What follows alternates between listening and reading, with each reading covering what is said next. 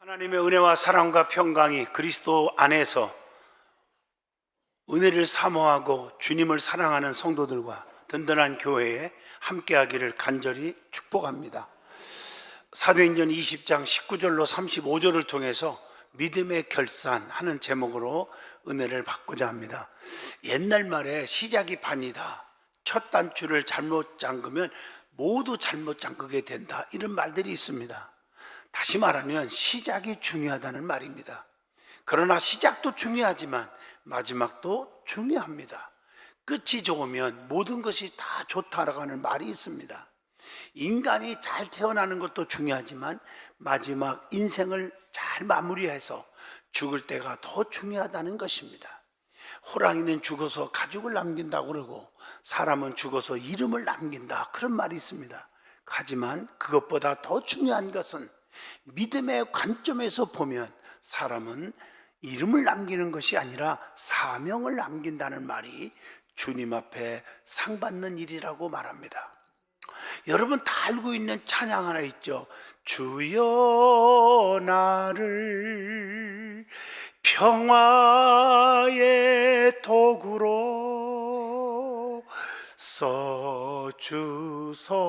써주소서.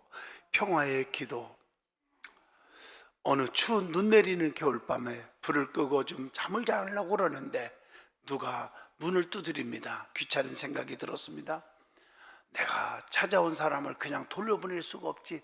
그래서 힘들지만 불편한 마음으로 자리에 일어나 문을 열어주었습니다. 문 앞에는 험상궂은 한센병 환자가 추워서 벌벌 떨고 있었습니다. 이 한센병 환자의 흉악한 얼굴을 보고 섬찟했습니다.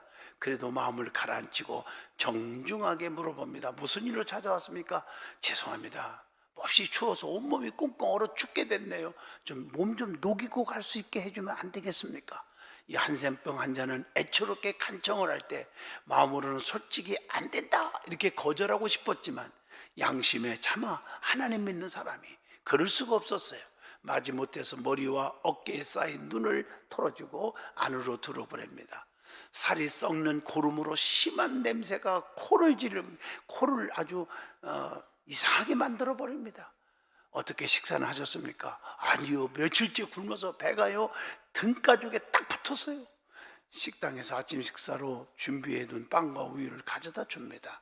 이 한센병자는 기다렸다는 듯이 빵과 우유를 허겁지겁 금방 다 먹어버리고 식사 후에 몸이 좀 녹았으니 나가주기를 기다렸는데 나가기는커녕 또 말합니다.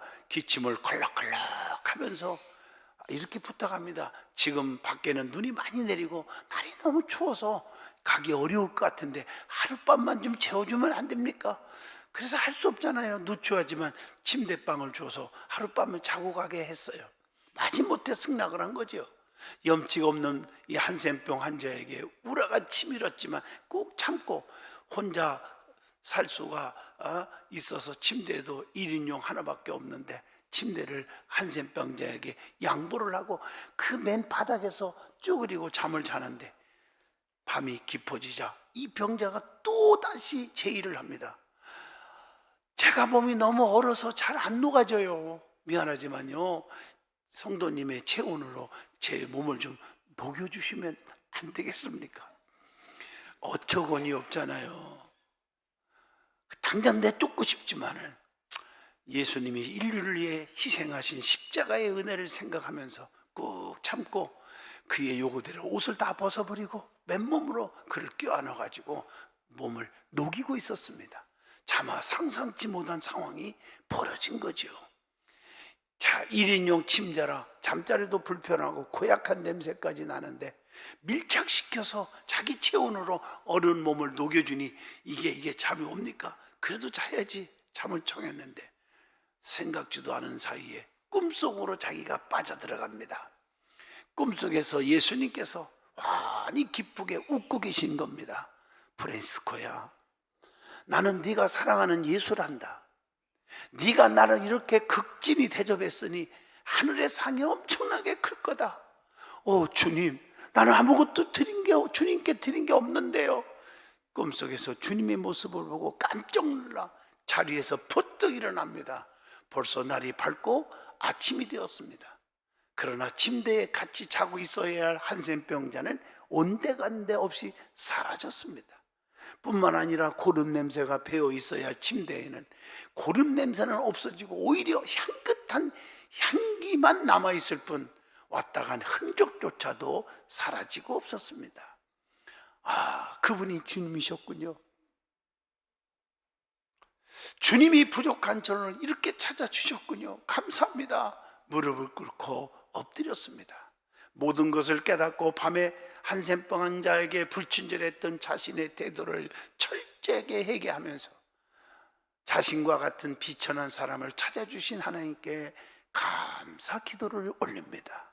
이 기도가 바로 전 세계에서 가장 사랑받는 프란시스코의 평화의 기도입니다.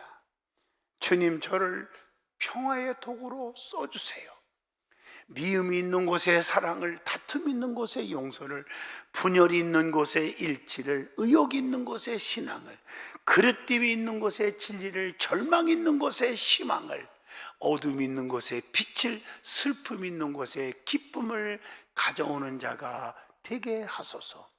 위로받기보다는 위로하고, 이해받기보다는 이해하며, 사랑받기보다는 사랑하게 하여 주옵소서. 우리는 줌으로써 받고 용서함으로 용서받으며 자기를 버리고 죽음으로써 영생을 얻기 때문입니다. 여러분, 2023년 마지막 결산의 자리에 우리는 지금 와 있습니다. 여기 모인 성도님들께서는 잘했다, 착하고 충성된 종아라는 칭찬을 듣기를 축복합니다. 오늘은 한 해의 마지막 주일입니다. 한 해 동안을 뒤돌아보면서 믿음의 결산이라는 제목으로 저와 여러분이 은혜의 시간을 갖고자 합니다. 제일 먼저 인간은 누구나 세 가지 비밀이 있다는 것입니다. 첫째가 환난의 비밀입니다. 5분 앞길을 장담할 자 아무도 없습니다. 언제 무슨 일이 일어날지 아무도 장담할 자가 없습니다. 그래서 고린도전서 10장 12절에 선줄로 생각하는 자는 넘어질까 조심하라, 이렇게 말하고 있어요. 두 번째로는 죽음의 비밀이 있습니다. 올 때는 순서가 있지만 갈 때는 순서가 없습니다. 종합병원에 가보면요, 10대, 20대, 30대, 40대, 50대 말할 것 없이 다 영안실에 안치되어 있습니다. 인간의 삶은 내 맘대로 사는 것이 아닙니다. 세 번째로는 세상 종말의 비밀입니다. 주님의 재림의 비밀이죠. 마태복음 24장 36절, 그날과 그때는 아무도 모르나니 하늘의 천사들도 아들도 모르고 오직 아버지만 아시느니라. 여러분, 주님의 재림과 심판에 대해서 깊이 생각하여야 합니다. 반드시 주님은 심판하러 오시기 때문입니다. 두 번째 은혜 받을 말씀은 사도 바울이 에베소 교회 장로들에게 한 고별 설교가 있습니다. 오늘 이 말씀을 통해서 저와 여러분이 은혜를 받고자 하는 것입니다. 바울은 주님께 믿음에 결산하여 내놓은 고백의 메시지입니다. 첫째가, 바울은 겸손과 눈물로 살았다고 결산 보고를 합니다. 또 사도행전 20장 19절에 보면 모든 겸손과 눈물이며 유대인의 간계로 말미암아 당한 시험을 참고 주님을 섬긴 거라고 말했습니다. 사도 바울은 가진 것이 너무나 많은 사람입니다. 길리기아 다소에서 철학을 공부한 철학자입니다. 사도행전 22장 3절에 보니까, 또 바울은요, 이스라엘의 가장 훌륭한 선생인 가말리엘 문화의 수제자로 공부한 석학입니다. 또 바리새인으로서 정통파 교인이기도 합니다. 빌립보 3장 5절에 보니까 부러울 것 없는 사람이에요. 그것뿐입니까? 사도행전 16장 37절 보니까요, 로마의 시민권을 가진 자입니다.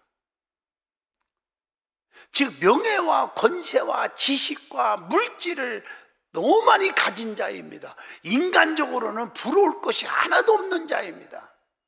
그것뿐입니까? 하나님의 선민인 히브리 민족이었고 베냐민 지파 사람이라고 빌립보 3장 5절에서 말씀하고 있습니다. 이런 사도 바울은 처음에는 교회와 예수 믿는 사람들을 모조리 죽이는데 동조했고 핍박자였습니다. 그리고 그는 그렇게 못됐지만은 다메섹에 올라가다가 주님을 만났습니다. 그리고 완전히 변화가 되었습니다. 모든 부귀영화, 명예와 권세와 지식이 최고인 줄 알았는데 예수 만나고 나서, 거듭나고 나서부터는 분토보다 못한 것으로 여기노라라고 빌립보 3장 8절에 고백합니다. 진짜 성령 받고 거듭난 사람이라면 내가 가지고 있는 거 자랑할 거 하나도 없습니다.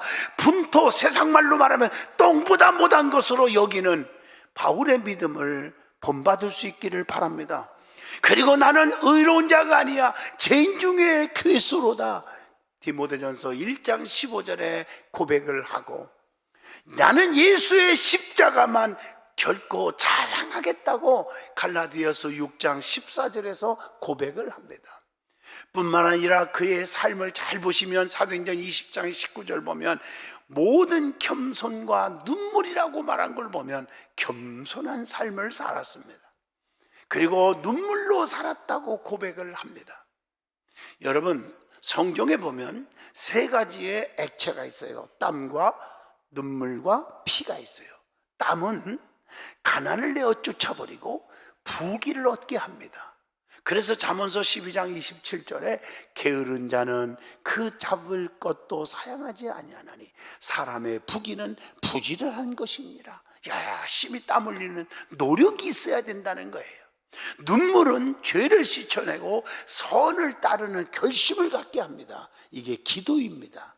야고보서 4장 9절로 10절입니다. 그리고 눈물은 주님의 마음을 움직입니다. 그리고 응답을 받습니다. 시편 126편 6절에 울며 씨를 뿌리러 나가는 자는 반드시 기쁨으로 그 곡식단을 가지고 돌아오리로다, 이렇게 말씀했습니다. 그리고 피가 있습니다. 피는 생명이고 희생이고 헌신을 의미합니다. 신명기 12장 23절의 말씀이에요. 그러므로 믿음의 사람들은 땀과 눈물과 피의 헌신은 많은 열매를 갖게 해준다는 것을 아셔야 합니다.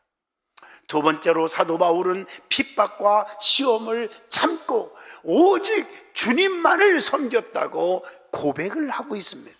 그게 본문 사도행전 20장 19절의 말씀입니다. 사도 바울의 신앙의 특징이 무엇입니까? 성경을 보시면 바울은 성령의 인도하심에 순종한 자예요. 사도행전 16장 6절로 8절, 자기의 생각, 지식, 의지로 살지 않고 성령이 지시하시면 끊을 것 끊고 버릴 건 버리고 성령의 음성에 따라서 살았던 사람입니다. 그리고 어떤 시험도 참았어요. 주님만을 섬긴 자라고 사도행전 20장 19절에 고백을 합니다. 그리고 오직 복음 전파, 전도하는 일에 사명에 투철했음을 사도행전 20장 24절에서 말씀합니다. 그래서 사도행전 20장 24절에 자기의 생명도 아끼지 않고 끝까지 믿음을 지켰다고 고백을 합니다. 그리고 본문 31절에 눈물로 성도들을 훈계했다고 했어요.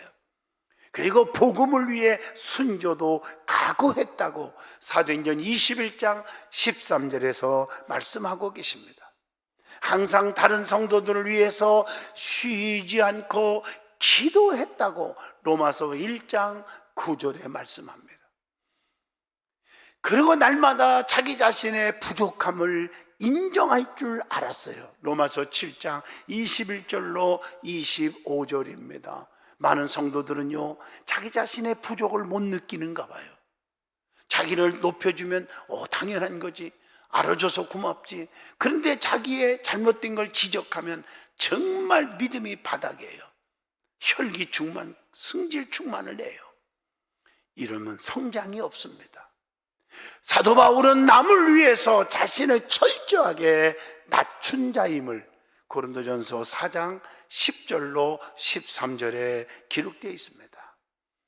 그리고 성도들의 본이 되었습니다. 고린도전서 7장 7절입니다. 사람보다 하나님을 더욱더 기쁘게 했습니다. 갈라디아서 1장 10절에 보면 내가 사람들에게 좋게 하랴, 하나님께 좋게 하랴, 사람들에게 기쁨을 구하랴. 내가 지금까지 사람들의 기쁨을 구하였다면 그리스도의 종이 아니니라. 나는 주님의 종이기에 오직 주님만 기쁘시게 하는 일에 힘쓰겠다고 하는 바울의 믿음, 여러분의 믿음이 되기를 바랍니다. 그리고 남에게 해를 끼치지 않았어요. 바울은 데살로니가후서 3장 8절입니다. 여러분, 남에게 폐를 끼치지 않는, 섬김을 받으려 하는 게 아니라 섬겨주는, 남에게 받기를 좋아하지 말고 좀 드릴 수 있는 그런 성도가 되시기를 바라요. 사도 바울이 열심히 사명을 감당했어요. 그 감당한 이유가 뭐라고 생각하십니까? 뭐 때문에 그 핍박 속에서, 고난 속에서 뭐 때문에 그 사도라는 사명을 감당했을까요? 이것은 이유가 있었어요. 의의 면류관에 대한 확신이 있었어요. 디모데후서 4장 8절, 여러분은 면류관에 확신이 없기 때문에 우리가 충성을 못하는 거예요. 바울은 왜 충성을 열심히 했습니까? 그 다음에 영생에 대한 확신이 있었어요. 여러분, 영생에 확신이 없으면 우리가 헌신하지 못해요.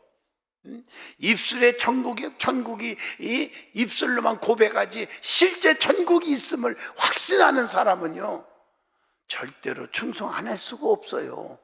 우리는 천국 지옥이 입술로는 믿는다고 하고 가슴속에 믿지 않기 때문에 하나님을 두려워할 줄 모르고 내 고집대로 살아가는 것이 아닙니까? 디모데후서 4장 18절을 기억해야 됩니다. 그리고 최고의 가치가 선교하는 것, 전도하는 것임을 알았기 때문에 열심히 충성을 한 거예요. 갈라디아서 6장 14절입니다. 자, 그러면 사도 바울이 열심히 전도하고 선교하게 된 동기가 있습니다. 왜 열심히 했을까? 빚진 자의 심정으로 살았기 때문입니다. 로마서 1장 14절 보면 어리석은 자에게 다 내게 빚진 자라 이렇게 말하고 있어요. 선교는, 전도는 하나님께 대한 의무로 여겼습니다. 사도 바울은 고린도전서 9장 16절입니다. 그래서 복음 전파는 하나님의 명령이요, 복음을 전하지 않으면 화가 임하기 때문이라고 고린도전서 9장 16절에서 고백을 합니다. 복음을 전파하는 것을 영광스러운 특권으로 바울은 믿었기 때문에 충성했어요. 전도하지 않는 정말 이런 사람은 믿음이 없는 사람이에요. 여러분, 열매로 맺을 수 있기를 축복합니다. 저는 솔직히 말해서 만나는 사람마다 엘리베이터를 타건 택시를 타건 지하철을 타건 간에 저는 한 번도 전하지 않은 적이 없습니다. 그분이 예수를 믿든 안 믿든 그건 그분들의 목이고 제가 할 토리는 꼭 합니다. 그래서 여러분, 최근에는 이렇게 최고 많이 전도를 못했어도 여러분 다 아시지만 그동안 제가 전도를 얼마나 많이 했습니까? 우리 교회도 제 전도 받고 여기 나와서 열매 맺고 집사 되고 안수 집사 되고 권사 된 사람 많습니다. 사랑하는 성도 여러분, 자랑하는 게 아니라 전도는 생명을 얻는 거예요. 그 생명을 귀하게 여길 때 우리 하나님이 저와 여러분에게 귀하게 여겨줄 줄로 믿습니다. 어떤 어려움과 시험과 환난이 와도 모두 다 이겨냈다고 사도 바울은 그래서 고백을 하고 있는 거예요. 사도행전 20장 19절입니다. 환난과 핍박을 이겨내는 길은 십자가를 탄탄히 붙잡는 것밖에 없음을 히브리서 12장 3절을 통해서 가르칩니다. 성도는요, 가시밭에 백합하여 예수 향기 날리는 자들이 성도입니다. 바울은 예수를 위해 당한 고통이 너무나 많았습니다. 그러나 모두 다 이겼습니다.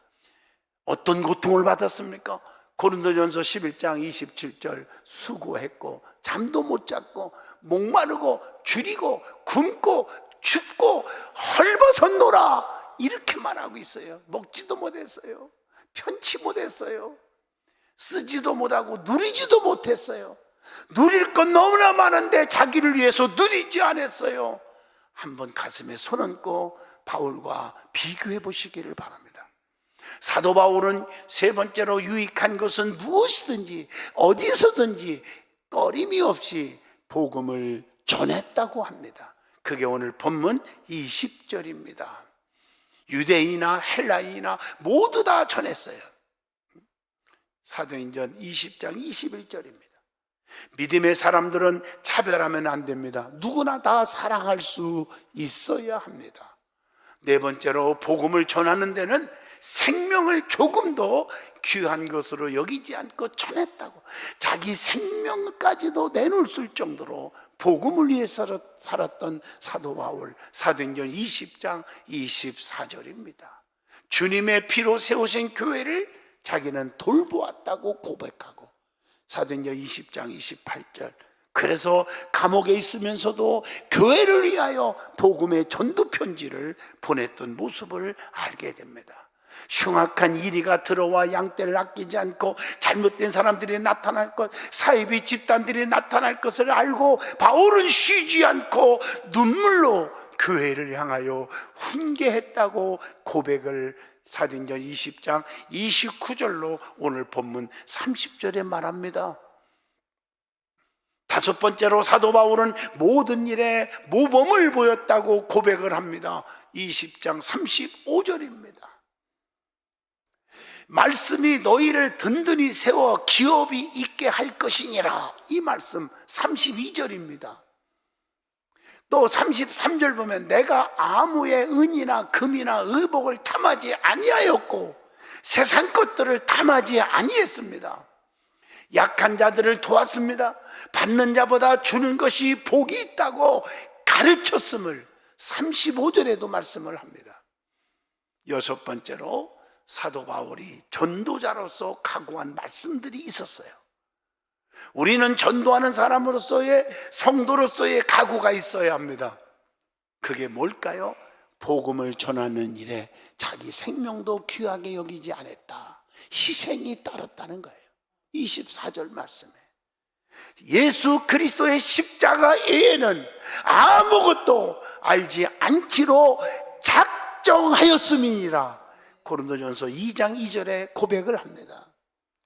내가 복음을 열심히 전했어도 자랑할 것이 없는 것은 내가 부득불 할 일입니다. 바탕이 할 일입니다. 고린도전서 9장 16절입니다. 그러면서 자기 유익을 구하지 않았고 많은 사람의 유익을 구하여 구원받게 해달라고 기도를 합니다. 그게 본문 33절입니다. 예수님의 십자가 위에는 결단코 자랑할 것이 나는 없습니다. 내가 자랑할 것은 내 지식과 내 명예와 권세와 재물을 자랑하지 않고 십자가만 자랑할 것밖에 없습니다. 이게 바울의 믿음이요. 갈라디아서 6장 14절의 말씀이죠. 그래서 살든지 죽든지 내 몸에서 그리스도가 존귀되게 하려 하십니다고 빌립보 1장 20절을 통해서 말씀을 줍니다. 뿐만 아니라 빌립보 3장 14절에 표대를 향하여 그리스도 예수 안에서 하나님이 위에서 부르신 부름의 상을 위하여 달려가노라 이렇게 고백을 합니다. 말씀을 마치려고 합니다. 날마다 삶의 끈을 동요 매시기를 바랍니다. 이 세상에 태어나서 한 번도 좋은 생각을 갖지 않은 사람 없습니다. 다만 그것이 계속되지 않았을 뿐입니다. 한 번도 목표를 생각하지 않은 사람 아무도 없습니다. 다만 그것을 실천에 옮기지 못했을 뿐입니다. 예배 시간마다 아멘하고 은혜 받고 나가지 은혜 못 받은 사람이 거의 없습니다. 그런데 그 은혜를 1초도 안 걸리고 다 사라지기 때문입니다. 한 번도 노후를 생각하지 않은 사람 없습니다. 단지 그것을 미리 준비하는 마음의 자세가 부족했을 뿐입니다. 그래서 노년에 비참하게 사는 사람들이 있는 거예요. 이제 맨 끈은 허술해지기 쉽고 내일은 풀어지기가 쉽습니다. 나날이 끈을 다시 여매며 살듯 사람도 결심한 일은 나날이 거듭 여미어야 변하지 않습니다. 시작도 중요합니다. 하지만 시작 이유가 더 중요합니다. 그렇기 위해서는 날마다 삶의 끈을 동여매는 것처럼 믿음의 끈을 동여매야 합니다. 마지막 날에 우리는 반드시 주님 앞에 반드시 서게 됩니다. 우리 주님께서 이 모든 것을 셈하실 거예요.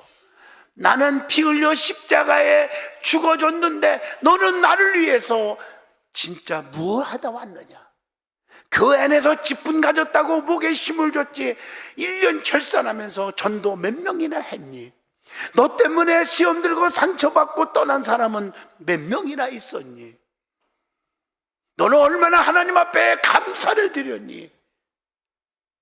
내가 너에게 1달란트, 2달란트, 5달란트를 맡겨줬는데 어떤 이익을 남겼니? 착하고 충성된 종아, 지극히 내가 적은 일에 충성하였음에 내가 더 많은 것을 내게 주노니 내 주인의 즐거움에 참여할지어다. 이런 칭찬을 받았는가? 한 해를 보내면서 뒤를 돌아봐야 합니다. 온전한 예배를 진짜 드렸습니까? 예배를 사모했습니까? 하나님의 법도에 따라 온전한 11조 생활 온전히 했는지, 전도의 열매가 몇이나 있었는지, 감사 생활 열심히 했는지, 아니면 불평과 원망하지 않고 하나님을 향하여 감사가 얼마나 있었는지 결산해 보시기를 바랍니다. 돈 버는 일만 열심히 했고 자식 키우는 일만 열심히 했지 주님의 일을 하지 못한 것, 받기만 하고 베풀지 못한 것 철저하게 회개하는 예배가 될 수 있기를 바랍니다. 고린도서 후서 5장 17절에 그런즉 누구든지 그리스도 안에 있으면 새로운 피조물이라 이전 것은 지나갔으니 보라 새 것이 되었도다. 다시 한번 지난 날을 회개하고 한 해를 잘 마무리해서 새해에는 주님이 주시는 축복을 더욱더 풍성하게 누리는 성도들이 되시기를 진심으로 축복합니다. 기도합니다. 거룩하신 하나님, 믿음의 결산을 하게 하여 주시옵소서. 주님을 더 뜨겁게 사랑하게 하시고 지난 날을 철저하게 회개하고 오늘을 보내게 하여 주옵소서. 예수님 이름으로 기도하옵나이다. 아멘.